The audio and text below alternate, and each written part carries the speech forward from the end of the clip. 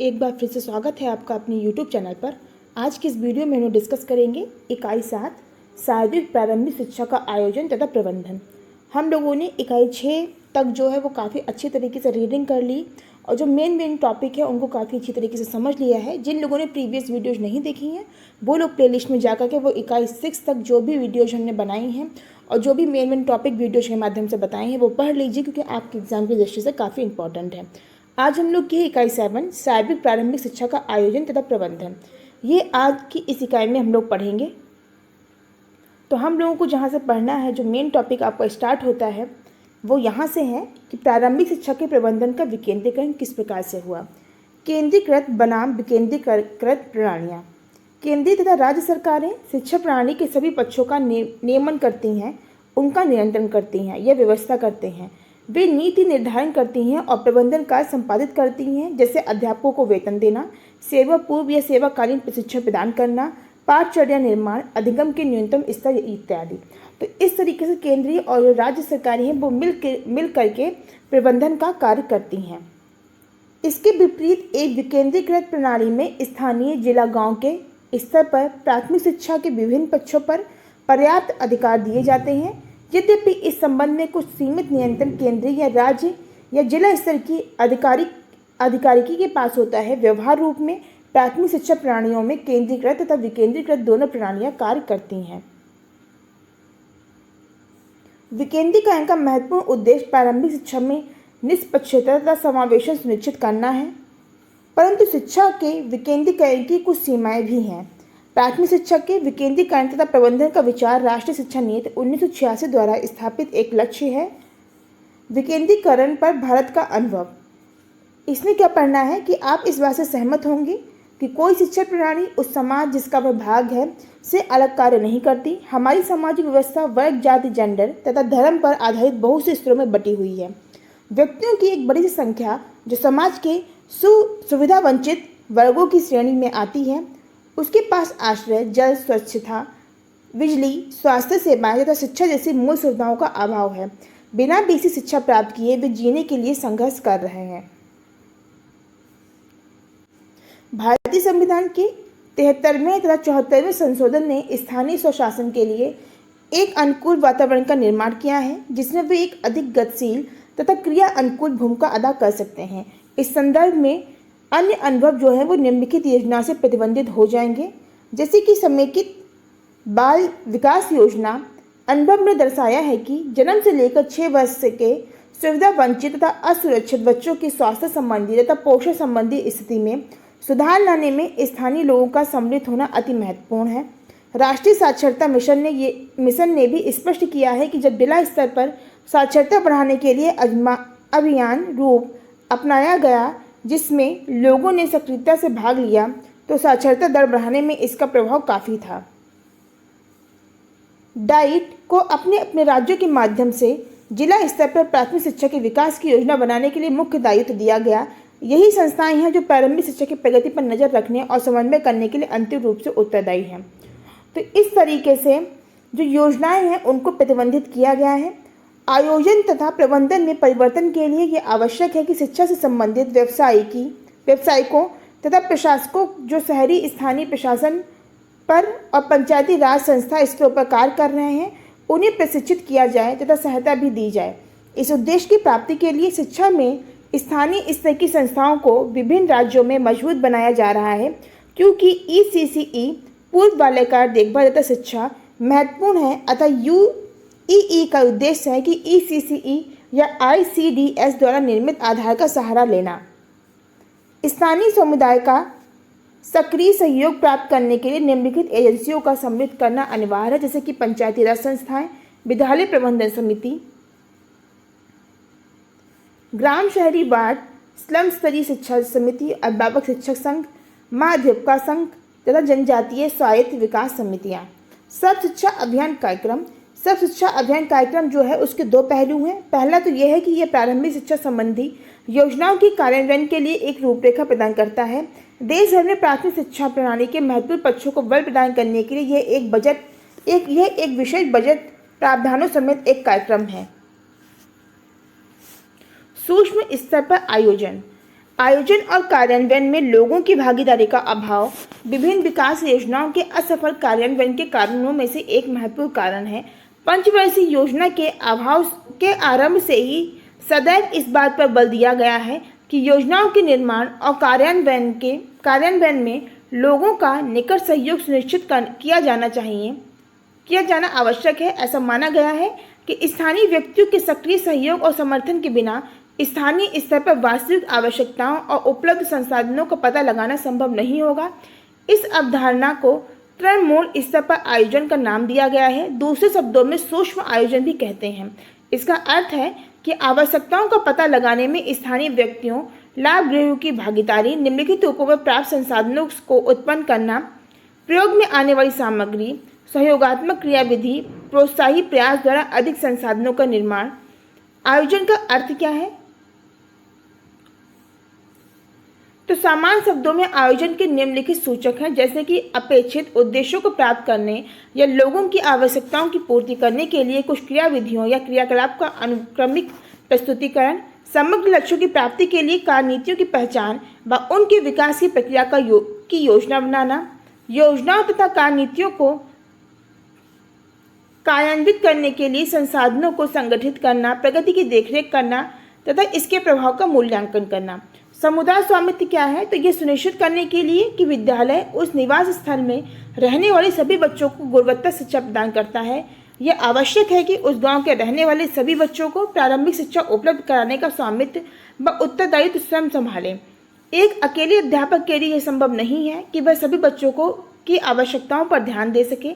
इस प्रक्रिया में सभी साझेदारी को, जैसे महिला समूह, ग्राम शिक्षा समिति के सदस्यों, पंचायती राज संस्थानों के सदस्यों इत्यादि को सम्मिलित होना पड़ेगा। सभी साझेदारियों की सहायता से ये सुनिश्चित करना कि समाज के सुविधा वंचित बच्चों समेत सभी बच्चे गुणवत्ता प्रारंभिक शिक्षा प्राप्त कर सकें। सूक्ष्म आयोजन प्रक्रिया में समुदाय को सम्मिलित करने के विभिन्न चरण। सूक्ष्म आयोजन प्रक्रिया में समुदाय को सम्मिलित करने हेतु निम्नलिखित चरणों का अनुपालन किया जाना चाहिए।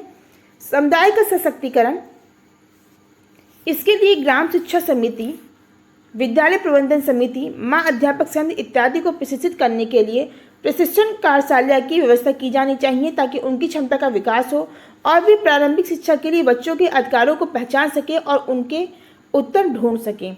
शिक्षा का अधिकार अधिनियम के प्रावधानों से समुदायों को अवगत कराने के लिए जागरूकता अभियान चलाए जाएं। इसके अतिरिक्त इन अभियानों से लोग अपनी भूमिकाओं और दायित्वों से प्रारंभिक शिक्षा के संदर्भ में सरकार द्वारा किए जा रहे प्रयासों को अब से अवगत हो जाएं। इन अभियानों में निम्नलिखित क्रियाकलाप जो है वो सम्मिलित हो सकते हैं, जैसे कि मीना अभियान, मीना मंच का निर्माण किया जाता है, ये आप लोगों ने पढ़ा होगा। माँ बेटी मेला, महिला सम्मेलन, किशोरी मेला, बाल शिशु मेला, प्रभात फेरियाँ, पंजीयन अभियान, सांस्कृतिक कार्यक्रम जैसे कि नुक्कड़ नाटक, जिसमें महत्वपूर्ण मुद्दे सम्मिलित हों। नुक्कड़ नाटक ऐसा नाटक होता है जिसमें कि समाज में उस टाइम पे व्याप्त जो भी मुद्दे हैं उनको दर्शाया जाता है नाटक के माध्यम से। आयोजन दलों की पहचान किस प्रकार होती है? तो यूईए के प्रत्येक पक्ष पर अच्छे प्रकार सोचने और संगत सूचना प्राप्त करने के लिए कोर दल बनाने की आवश्यकता है, जिससे समुदाय में स्वामित्व की भावना भी जागेगी, उनका सहयोग भी मिलेगा और वह मुख्य स्टेक होल्डर यानी कि साझेदारी के रूप में सम्मिलित होकर उद्देश्य निर्धारण करने और प्राथमिकताओं पर निर्णय लेने में सकारात्मक योगदान करेंगे। इस प्रकार इस अभ्यर्तर आयोजन दल को सम्मिलित करना योजना की वैधता प्राप्त करना है को प्रदान करना है। यह अभ्यंतर आयोजन दल ऐसा होना चाहिए जिससे समुदाय के सभी वर्गों का प्रतिनिधित्व हो। अभ्यंतर आयोजन दल का क्षमता निर्माण, आयोजन की गुणवत्ता अभ्यंतर आयोजन दल की क्षमता पर निर्भर करती है। प्रस्तावित योजनाएं जिला स्तर पर प्रायोगिक हो जिन्हें पूरा किया जा सके। समस्त आयोजन प्रक्रिया सहभागी होनी चाहिए तथा ये सुनिश्चित किया जाए कि शैक्षिक विकास के सभी पक्षों पर ध्यान दिया गया है। उन मुद्दों की पहचान करना जिनसे निपटने के लिए हस्तक्षेप की आवश्यकता पड़ती है। ये मुद्दे कौन कौन से हैं? जैसे कि प्रशासन संबंधी वो हो सकते हैं, नीति में परिवर्तन लाने वाले हो सकते हैं, ऐसे हो सकते हैं जिनके लिए निर्धारण मापदंडों का अद्यतन किया जाना चाहिए। अद्यतन का मतलब होता है आज तक यानी कि अपडेटिंग। ऐसे हो सकते हैं जिनका निपटारा सहयोगात्मक ढंग से किया जाए। ऐसे हो सकते हैं जिनके लिए जिला या राज्य अधिकारी से सहायता की आवश्यकता हो। आंकड़ों की आवश्यकता तथा उनके स्रोत। सभी योजनाएं समयबद्ध होती हैं जिनमें विशिष्ट लक्ष्यों की प्राप्ति के लिए स्पष्ट आदेश होते हैं। क्योंकि शिक्षा का अधिकार अवधारणा का ये स्पष्ट कथन है कि सभी बच्चे 8 वर्षीय प्रारंभिक शिक्षा पूर्ण करेंगे, अतः इस संदर्भ में निम्नलिखित सभी आंकड़ों की प्राप्ति अनिवार्य है। 14 वर्ष की आयु तक के सभी बच्चे, पंजीकृत जो कभी पंजीकृत नहीं हुए, बीच में विद्यालय छोड़ने वाले, विद्यालयों की संख्या सरकारी मान्यता प्राप्त और गैर मान्यता प्राप्त निजी विद्यालय, स्वयं से ही संस्थाएं जैसे कि एनजीओ द्वारा चलाए जा रहे अनौपचारिक विद्यालय, संरक्षित संस्थाओं में रह रहे बच्चे, अनुसूचित जाति जनजाति, खानाबदोश जनजाति, अत्यधिक पिछड़ी जातियों आदि जनजातियों से संबंधित जो भी बच्चे हैं, निःशक्त बच्चे, श्रमजीवी बच्चे, सामूहिक हिंसा या अत्याचार से पीड़ित बच्चे और प्रवासी बच्चे।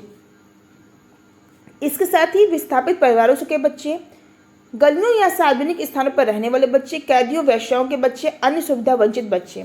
इन पर प्राप्त आंकड़ों से उस लक्ष्य समूह को ढूंढना संभव होगा जिसे विद्यालय में लाया जा सकता है।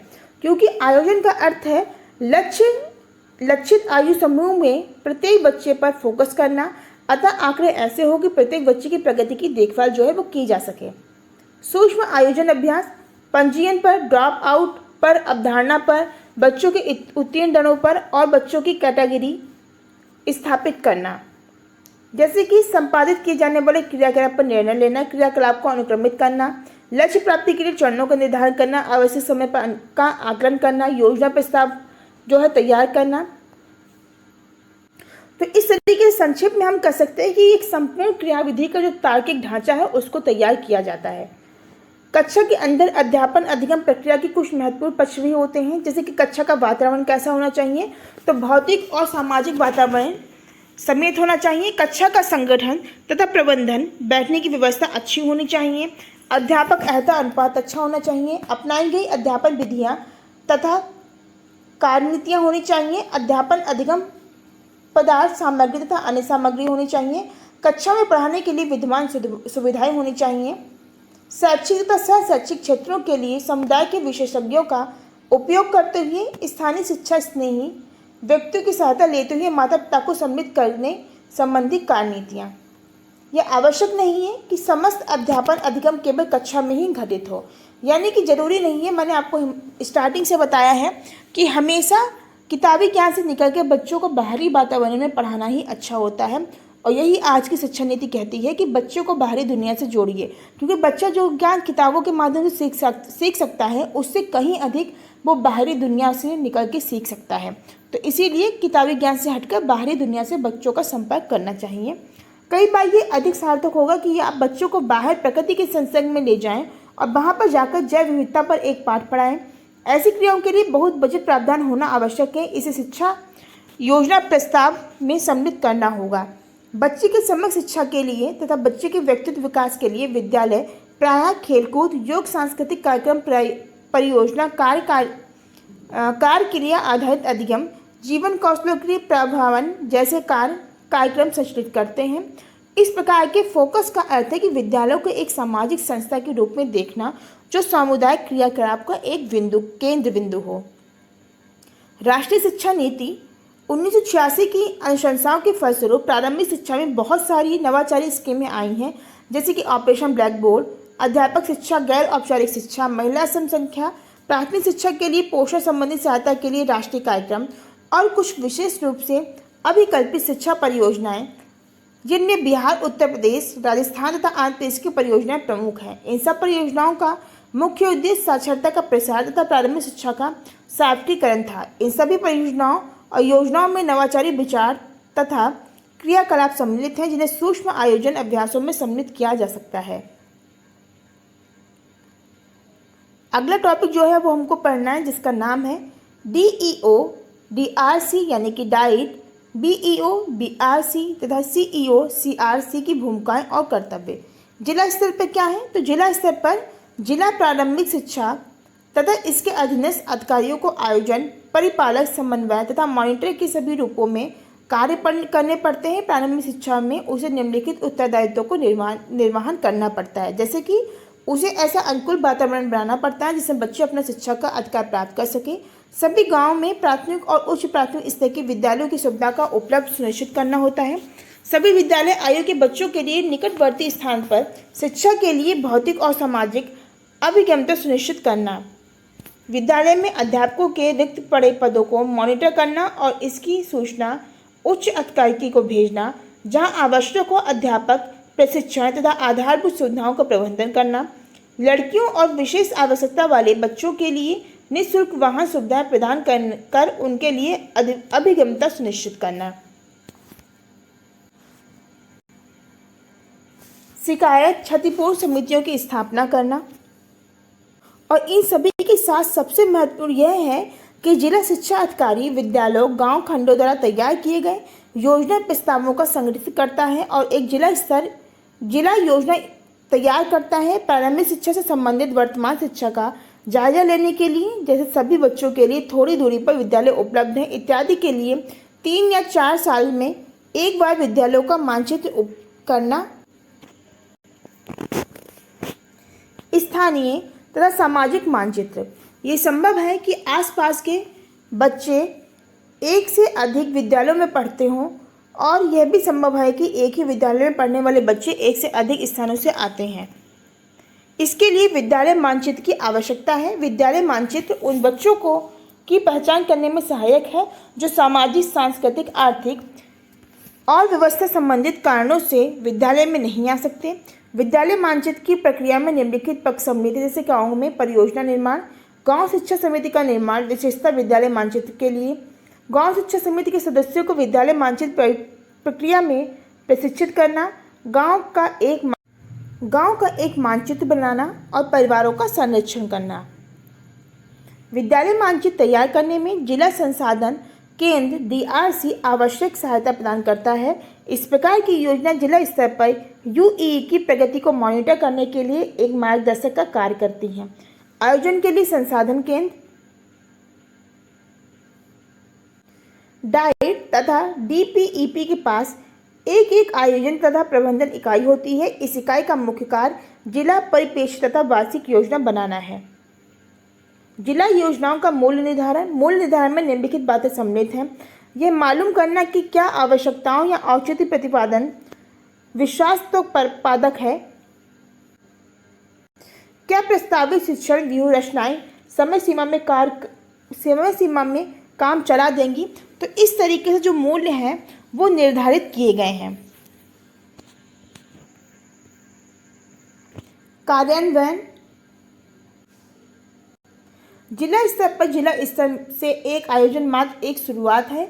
योजनाओं को कार्यान्वित करना पड़ता है। ये ध्यान रखना चाहिए कि चाहे जिला शिक्षा समिति हो, खंड शिक्षा समिति हो अथवा विद्यालय प्रबंधन समिति हो, अपनी कार्य पद्धतियों में बदलाव लाकर अध्यापकों, स्वयंसेवी संस्थाओं तथा स्थानीय समुदायों के प्रतिनिधित्व को सम्मिलित कर निर्णयन प्रक्रिया में साझेदारी बनाना पड़ेगा ताकि शिक्षा का अधिकार अवधारणा के आदेश का सही भावना में कार्यान्वयन हो सके। सरकारी और निजी संस्थाओं के बीच साझेदारी किस तरीके से है, तो राज्य सरकार और स्थानीय प्रशासन अन्य गैर सरकारी संस्थानों के साथ मिलकर प्रारंभिक शिक्षा के कार्य को पूरा करने के लिए तैयार हैं और इस दिशा में सार्थक कार्य कर रहे हैं। एक व्यापक नीति के रूप में सरकार ने सभी स्तरों पर NGO के साथ साझेदारी को प्रोत्साहित करने का निर्णय ले लिया है। ऐसे गैर सरकारी संगठन कुछ वर्षों से समाज विकास कार्य में लगे हुए हैं। आज डे केयर सेंटर, चलते फिरते क्रैच, बालवाड़ी, चरवाहा, विद्यालय प्राथमिक और पूर्व प्राथमिक विद्यालय चला रहे हैं। इन सभी संगठनों के साथ सरकार साझेदारी के रूप में सामने आई है ताकि उन सभी बच्चों तक पहुंचा जा सके जो विद्यालय नहीं आते। NGO के साथ साझेदारी 3 रूपों में समझी जा सकती है। पहली तो ये है कि केंद्र और राज्य सरकारें द्वारा सीधी वित्तीय सहायता प्रदान करना, कुछ विशिष्ट राष्ट्रीय और राज्य संसाधन संस्थाओं के मध्य से और समुदाय के क्रियाकलाप को कार्यान्वित करने के लिए ग्राम शिक्षा समितियों द्वारा वित्तीय सहायता देना। विद्यालय को मॉनिटर करना तथा पर्यवेक्षण समुदाय की भूमिका।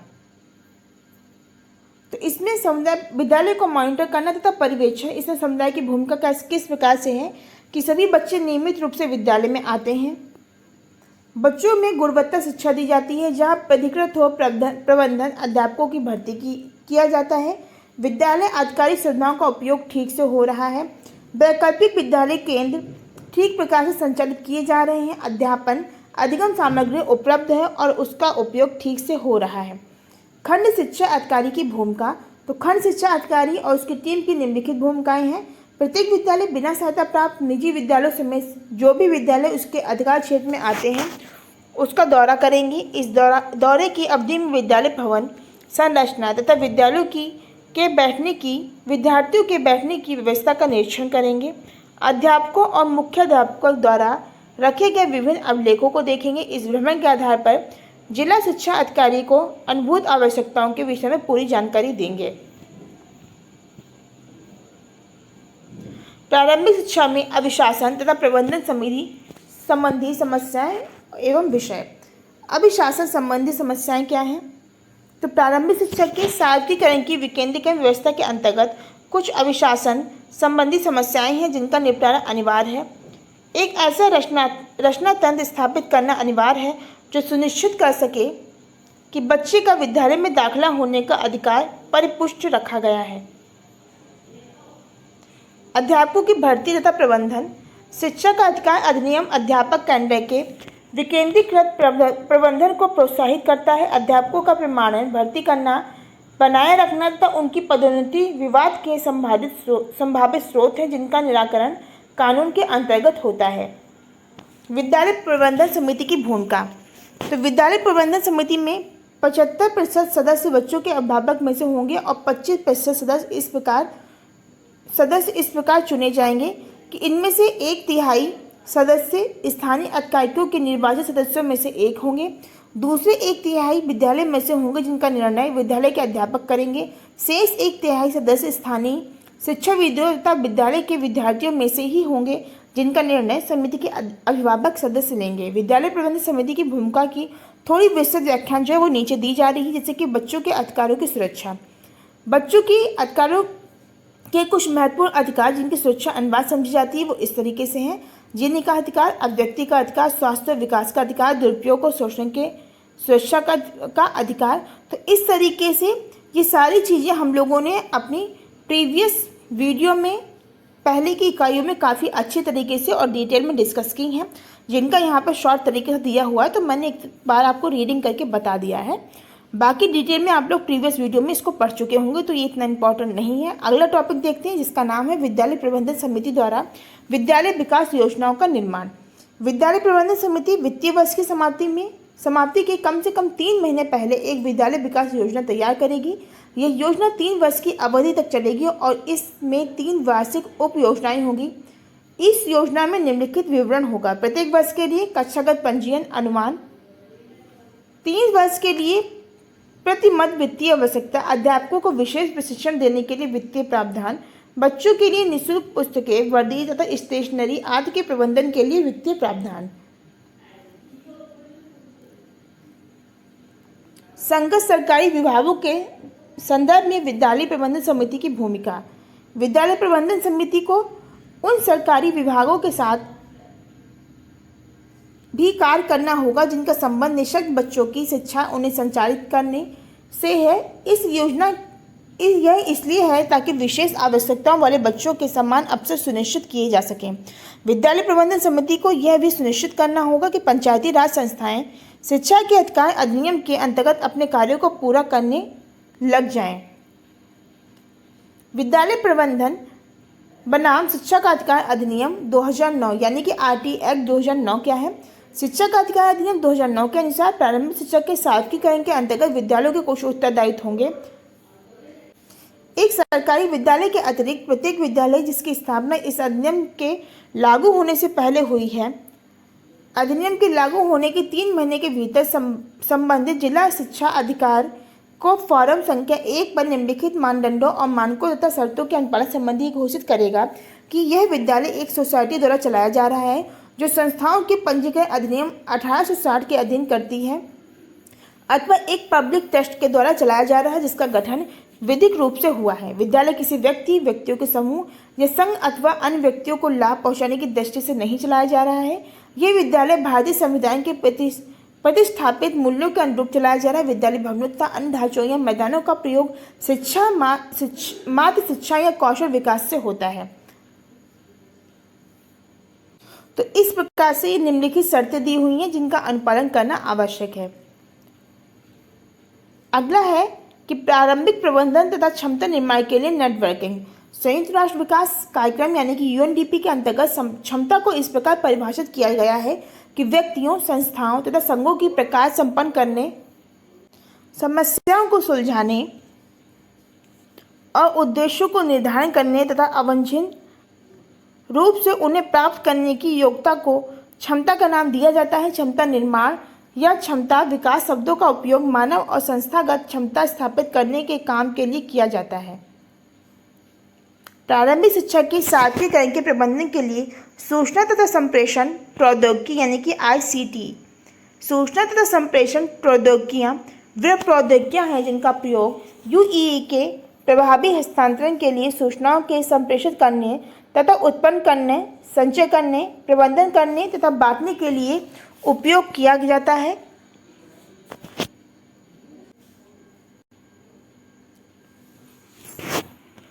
सूचना तथा संप्रेषण प्रौद्योगिकी का उपयोग उपभोग के 3 चालक हैं।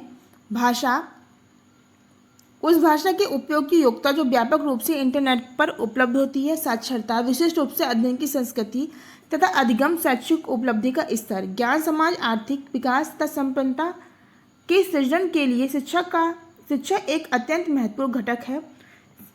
शिक्षा केवल साधन ही नहीं जिसके द्वारा व्यक्ति समाज और अर्थव्यवस्था में कुशल भागीदार बनते हैं। सूचना तथा संप्रेषण प्रौद्योगिकी यानी कि आईसीटी का उपयोग के प्रचार में भी यह मुख्य चालक है। सूचना तथा संप्रेषण प्रौद्योगिकी का विकास एक ऐसे वातावरण की रचना करेगा जिससे व्यक्ति ज्ञान में साझेदारी करेगा और ज्यों-ज्यों इस ज्ञान का विभाजन होगा, अधिक ज्ञान का सृजन होगा। स्कूल नेट क्या है? तो स्कूल नेट विद्यालयों को इंटरनेट से जोड़कर प्रारंभिक शिक्षा के लिए एक सूचना प्रबंधन प्रणाली को बढ़ावा देता है, जिसके माध्यम से विभिन्न विद्यार्थी, अध्यापक, विद्यालय, प्रशासनिक एजेंसियों, अभिभावक और सामान्य जन परस्पर जुड़ जाते हैं और सूचना और संसाधनों का आपस में आदान प्रदान करते हैं। इस प्रकार ये नेटवर्क से जुड़ी शैक्षिक संस्थाओं के कुशल और प्रभावी प्रबंधन को सहारा देता है। संक्षिप्त रूप से कहें तो स्कूल नेट शैक्षिक अधिकारिकी विद्यालयों, अध्यापकों, अभिभावकों, समुदाय और विस्तृत शैक्षिक संसाधनों का नेटवर्क है। स्कूल नेट के कार्य तथा सेवाएं जैसे कि प्रौद्योगिकी सेवाएं, विषय वस्तु संबंधी सेवाएं होती हैं, सहयोगात्मक परियोजनाएं, प्रोफेशनल विकास, प्रौद्योगिकी नवाचार तथा समर्थन, विद्यालयों और संसाधनों का प्रबंधन। स्कूल नेट एक शैक्षिक प्रबंधन प्रणाली के रूप में जब विद्यालय परिवेश में स्कूल नेट आ जाता है तो उस परिवेश में बहुत सारी चीज़ें परिवर्तित हो जाएंगी। सूचना तथा संप्रेषण प्रौद्योगिकी कौशल के अंतर्गत बहुत सारे प्रकार के कौशल आते हैं, जैसे कि ईमेल भेजने की योग्यता, उच्च स्तरीय कौशल जैसे विभिन्न प्रकार के स्रोतों से सूचना ढूंढने, उनका मूल्यांकन करने, विश्लेषण करने तथा संश्लेषण करने की योग्यता। इन उच्च स्तरीय कौशलों का अनुप्रयोग प्रबंधन के सभी क्षेत्रों में किया जा सकता है। वित्तीय व्यवस्था संबंधी प्रारूप। सर्व शिक्षा अभियान की कार्यान्वयन के लिए भारत सरकार ने विश्व बैंक, यूके सरकार इत्यादि के लिए विकास सहायता प्राप्त की है। अतः विभिन्न परियोजनाओं को सहायता देने के लिए अनुदानों के वितरण में सभी कानूनी समझौतों का पालन करना पड़ेगा। इसका यह भी कि इन अंतर्राष्ट्रीय दाताओं से अनुदान की अगली किस्त प्राप्त करने के लिए विद्यालय स्तर, हैबिटेशन बस्ती, गांव, खंड, जिला तथा राज्य स्तर पर कार्य रिपोर्ट तथा खर्चे की रिपोर्ट समय पर देनी होगी। खर्च बांटने के लिए व्यवस्था, जैसे कि सर्व शिक्षा अभियान कार्यक्रम के अंतर्गत वित्तीय सहायता खर्च बांटने की व्यवस्था पर आधारित थी। केंद्रीय और राज्य सरकारों के बीच यह आधार 9वीं पंचवर्षीय योजना में 85:15, 10वीं पंचवर्षीय योजना की अवधि 75:25 था और उसके पश्चात यह आधार 50-50 हो गया था। राज्य सरकारों से यह अभी अपेक्षा है कि वे यूईई की वित्त व्यवस्था की ओर अधिक जिम्मेदारी लेंगी। राज्य सरकारों से लागत को बांटने संबंधी प्रतिबद्धता लिखित रूप में ली जाती है।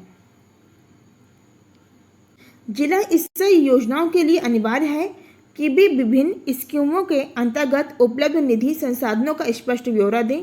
ये योजनाएं हैं जैसे प्रधानमंत्री ग्रामोद्योग योजना, जवाहर ग्राम समिति योजना, सुनिश्चित रोजगार योजना, राज्य योजना, विदेशी निधि। ये सभी स्रोतों से प्राप्त निधि का उपयोग विद्यालय भवनों को सुधारने, रख रखाव करने तथा मरम्मत करने के लिए कार्य करना, अध्यापन अधिगम सामग्री और स्थानीय शासन का क्षमता निर्माण को शनै शनै ग्राम शिक्षा समिति, विद्यालय प्रबंधन समिति, ग्राम पंचायत आदि को स्थानांतरित करना होगा। यह कार्य इन संस्थाओं का होगा कि प्राप्त निधि का प्रयोग सर्वाधिक उत्तम रूप में योजना के प्रचारों के अनुसार कैसे किया जाएगा।